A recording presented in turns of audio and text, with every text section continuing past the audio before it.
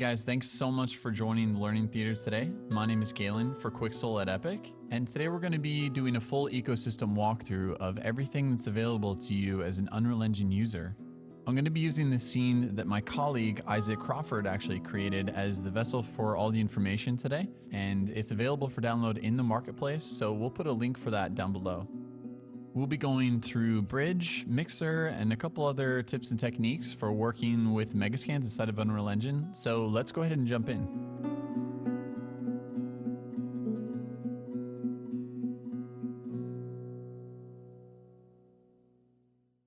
So if you aren't familiar with the Megascans ecosystem, this is Quixel Bridge. And what Quixel Bridge is a content management solution. And what I'm going to do just to start is log in using my Epic ID. And after I go ahead and accept and enter my credentials, I'll go ahead and click allow. And now as an Unreal Engine user, I have full and complete access to the entire Megascans library. So this means that every single day as the library continues to expand, I can download the highest resolution versions of these assets and just use them immediately in the scenes that I'm creating at home. So as you can see here, you can browse the library in a couple different ways. And here I'm just going through a couple different collections and using some basic search terms to isolate what it is that I'm looking at. And as you can see, there's a wide variety of different asset types here, be it 3D assets, surfaces, decals, atlases, and everything you could possibly need in order to assemble the worlds that you're creating. I'm also able to browse each individual asset here in being able to isolate the individual channels, be it albedo, roughness, normal. And I can also 3D preview any asset here. And I can also view the wireframe here as well for each individual LOD. As you can see here, we're given a couple download settings, and we'll be using Unreal Engine obviously for this example. So I'll be using that material preset for anything I'm going to be downloading today. So as you can see, I can actually go in here and customize this experience a lot. I can have each individual LOD depending on the needs of my project, and I can use the cinematic high master mesh in the event that I'm going to be using this for maybe a high-end cinematic. You also have access to global download settings here, where if I want to go and download an entire eco region, I can set all the parameters for my downloads and then just indicate on a per asset basis what it is I'm looking to download. Let's start by installing the plugin for Unreal Engine, and what I'll do here is just for any asset that I have downloaded, I'll just go to my export settings tab, and as you can see, we'll be using Unreal Engine as the target for our export. Now, we do support a wide variety of different DCCs and renderers, so it's important to note you can view all of the documentation for this just in our help tab. Installing the live link is incredibly simple, and all you need to do is make sure with the Unreal Engine closed that you go and download the plugin from this tab below. After downloading the plugin, you simply need to indicate where Unreal is actually installed in your machine. I'll tab on my machine to see program files, Epic Games, and drill down to the plugins folder, as this is where we're going to be nesting the plugin for our use. After indicating where the plugins folder is, you can see at the top of the UI, we're actually getting a flag from Bridge that indicates that the plugin was successfully installed. And lastly, I'll just find the project that I'm going to be working inside today. Quickly before we export, we can go to our advanced settings here, and if I want to make any changes to the names of the assets as they're going into Unreal Engine, I can do that here. We also have channel packing, which allows me to customize my experience even more and optimize my shaders in Engine. If you have a specific setup in mind, you can do that here inside of this tab. So let's find some assets to actually go ahead and export into our scene. And I'm just going to go through and start to browse here briefly, and the scene, as you saw at the beginning, is kind of an abandoned apartment of sorts, and we really want to clutter this thing up and add in a couple different pieces that might give us some variety in the set dressing. Again, I can sort and preview all different types of assets here in Bridge, be it surfaces, 3D assets, scatter, and I can go and filter by a ton of different parameters here at the top of the UI. I think this old metal pot is perfect for what I'm looking for, so I'm going to make sure I have a couple different LODs checked on, just to make sure that we're keeping performance top of mind for this example. And I'll just be using JPEGs here for this example, so as long as we have the Unreal Engine material preset set up, I'll just go and click download here and we can see the progress in the screen ahead. After I reopen Unreal Engine, you'll see at the top of the UI, we have the Megascans plugin actually right between settings and blueprint. This just shows to me that the plugin was successfully installed. So why don't we take a look at the UI briefly. As you can see, there are a couple of features here for overriding materials in case you're using your own master material for your project. It's important to note that we actually do ship with master materials for a wide variety of different asset types, but we do understand that various projects do have specific needs. And this plugin allows you to customize that experience fully. Let's bring our metal pot into Unreal Engine now, and just with a single click, I'll click Export into our project. As you can see, Unreal Engine is bringing in all the important information from what we downloaded, and it's assembling material instances and the LOD chains for the asset that we just downloaded. And as you can see, here's our metal pot, and we can start to inspect it briefly before we start actually including it in our scene. Let's go ahead and drag it in now. And that's how easy it is to just start being creative immediately with the Megascans library. Performance is a massive consideration when we're working in real time. So as you can see here, I've actually brought in the several different LOD levels that I can actually flip between here inside of my scene. At a minimum, Megascans assets are LODed through LOD 5, but some actually extend that chain further. And like I mentioned, the cinematic high master mesh is our gold standard for anything that's going to be able to withstand high poly counts.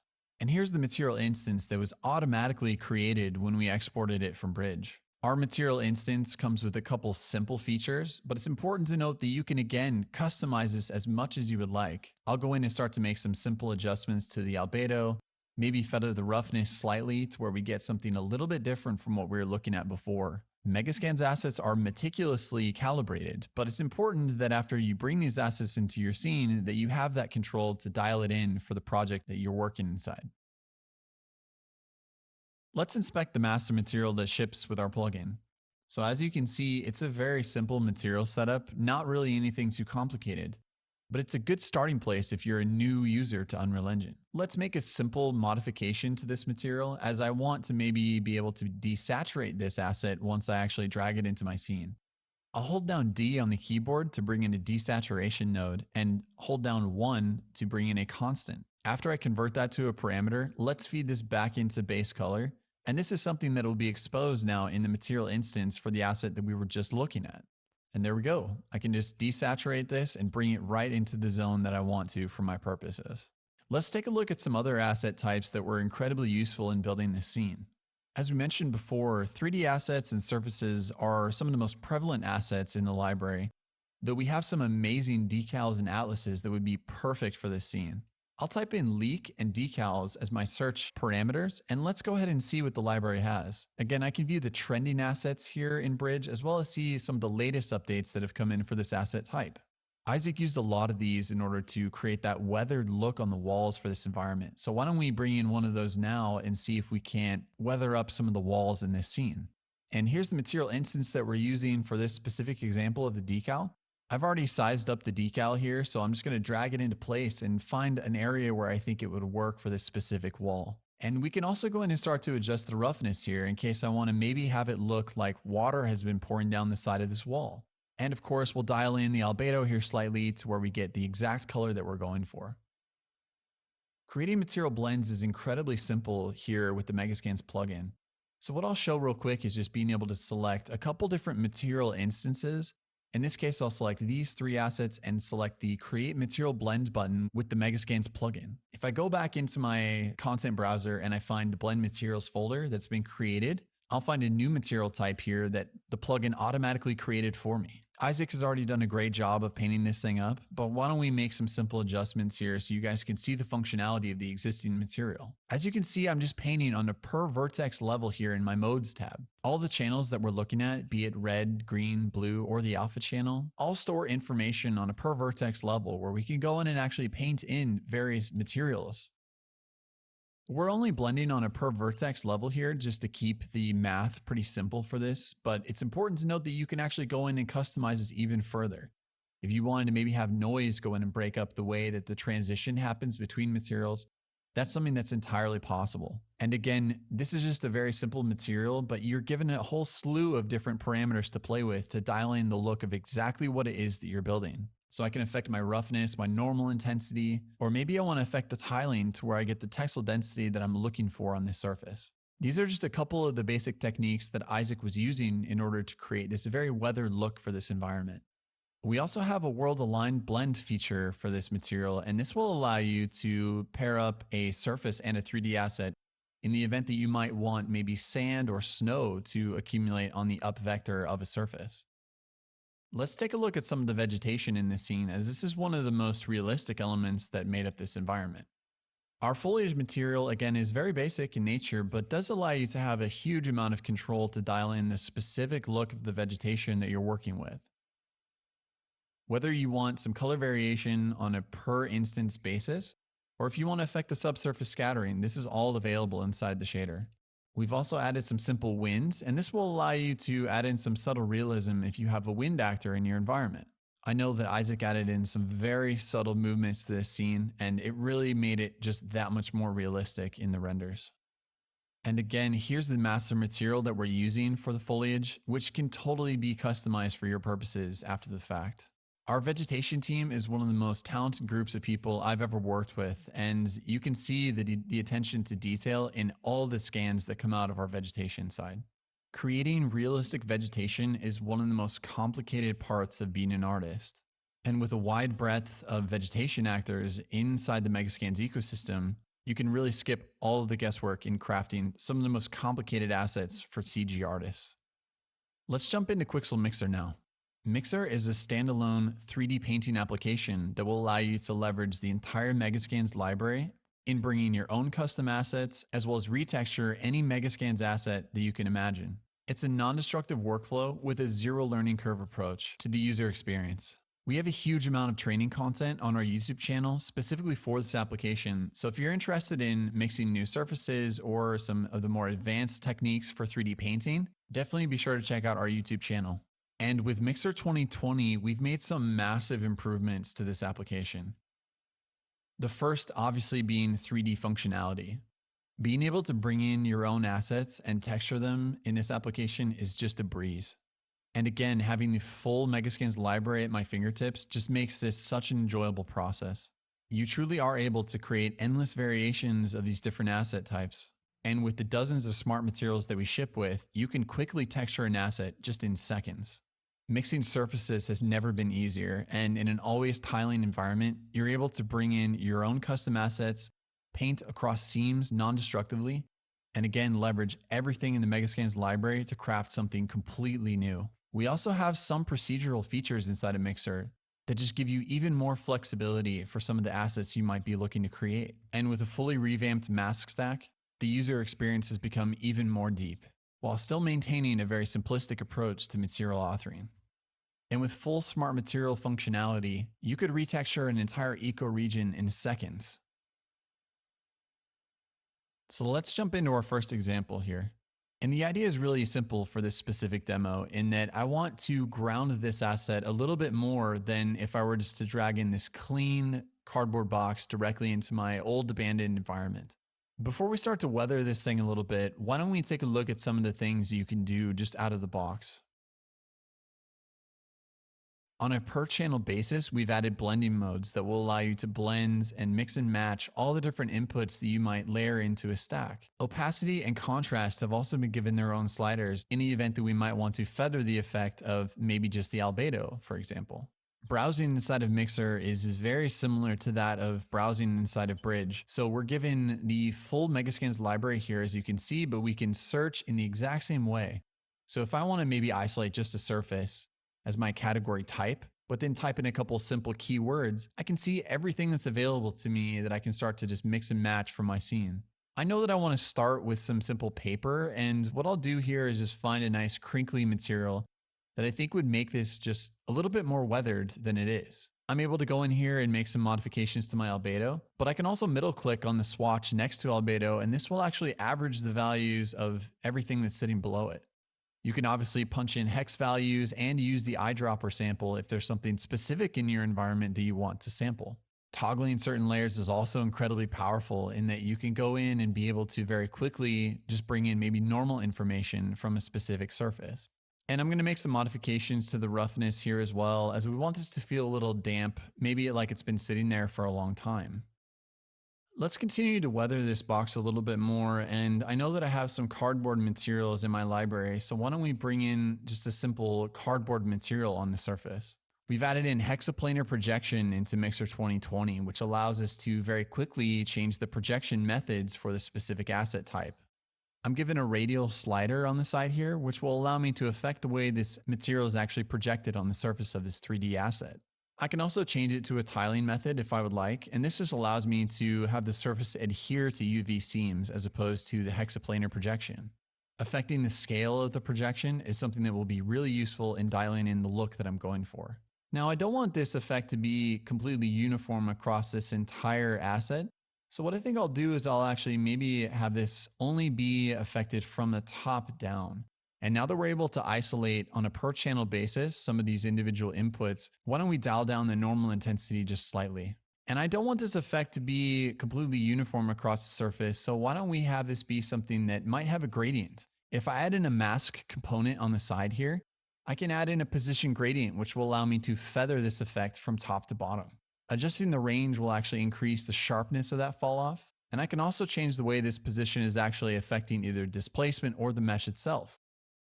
Let's bring in some moss now, as I think some moss might have accumulated on the bottom of this surface if it had been left there for a long time. And I'll just adjust the scale here slightly to where I get the exact scale of this material that I'm looking for. Once again, adding in a mask stack, I'll go into my position gradient and invert it so that I can actually get this just to come from below. All right, so I think this is looking really cool, but one of the things that I don't like is just how uniform that position gradient is. So why don't we break up that edge a little bit here? As I mentioned before, we have some procedural components inside a mixer that will give us a lot of flexibility in solving problems just like this one. I'll add in this Perlin noise, and what I'm going to do is just affect the frequency and the amplitude here to where I get a nice uniform look here that will break up that surface a little bit more than what we have. I'll also need to add in a projection modifier. As this is a 3D asset, I do want the seams to be corrected. This takes a little bit of adjusting and playing with, so I'll just go ahead and get it to a point to where I feel like it's looking pretty good and start to mess around with some different projection methods just to see the different looks. And after I mess around with all these different effects, I'll kind of get it to a place that I like and then add in a blend mode. In this case, I'll be using multiply, as I want this effect to be multiplied onto the gradient that we already put down below. And as you can see, this just breaks up that surface a lot more to where we're getting something that just looks a little bit more natural than what we had. And on top of blending modes, we obviously have an opacity slider that will just allow you to really dial it in. Solid layers are incredibly useful for projects like this in that I can isolate individual inputs that will allow me just to create something entirely new. So in this case, I want maybe a soft gradient of maybe some moisture that's again collected from the bottom of the box. So I'll just add in a solid here. And then with my mask stack, I'll go and add in that position gradient as we did before, turn off my albedo and maybe some of the other inputs, and then make it to where we have a nice gradient of moisture that's accumulating from the bottom. Playing with various blending modes here will really dial it in. So let's just find something that we like. You can also go in and preview masks as well as each individual map input just by going through the individual number keys. Let's pull the moss a little bit more into the range of what we just added in for our gradient, and then we'll move on to our next piece. As we mentioned earlier, decals and atlases are some of the most powerful assets that we have here in the library. We've got some pretty unique stuff, be it some tiling inputs that might scatter just some simple rocks or twigs and leaves on the surface. Or if we want, we can grab some of these more one-off type pieces like this cardboard and tape asset. If I switch my projection method to freeform, then I can go and actually offset this in X and Y, as well as rotate or scale the asset appropriately for my purposes. I kind of like where that one's sitting, but let's add in another one here. I really like this one as it's just like another piece of cardboard that maybe has been taped onto the top to repair some damage. And again, we'll just scale this appropriately to where we get it somewhere that we like. And again, I can dial in the roughness and the albedo here to where we're getting something that actually fits exactly for what it is that we have below. And the last thing I'm going to do here is maybe rough up the edges slightly. So I'll just add in another solid here and bring it into a range that I think would be nice. So in this case, it's going to be a little bit more desaturated from what we were working with before. And I'll add in a mask stack, and curvature is actually the input that we're going to be using for this example. So this is real-time curvature, and this will allow me to just make some simple adjustments to the way that the curvature is actually affecting the surfaces below. I can either have it rely entirely on the underlying mix, or I can have it just adhere to the mesh itself. I like a lot of the crinkly elements that we've added with some of the paper assets down below. So why don't we just play with the levels until we get something that we think would work for just beating up the edges slightly. There's also an anti-aliasing and soft mesh option here on the side, and that will just allow you to really customize the experience based on the mesh that you're using.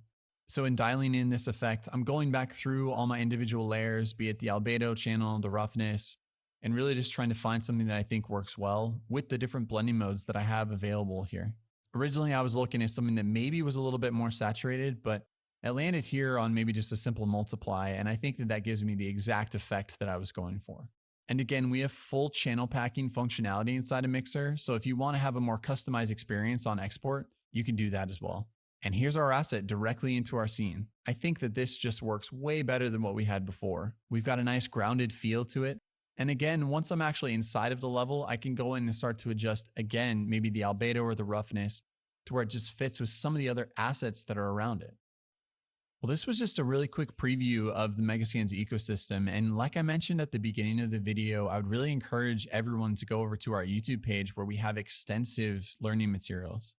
Whether you want a deep dive into what we have for Bridge or you want to go through entire asset pipelines with Mixer, we have all these videos available. We'll be continuing to offer all of these different environments that you're seeing here for these examples available on the marketplace for free for all Unreal Engine users. So definitely keep your eyes peeled on the marketplace as we'll be uploading a lot of content over the coming months. And as always, we'd love to hear what our community wants as far as learning materials. So definitely feel free to drop us a comment below if you have any suggestions about future tutorials. Thank you guys so much for watching today. If you haven't already, make sure to check out some of our other Learning Theater presentations that are available on the channel. And we'll see you guys on the next one.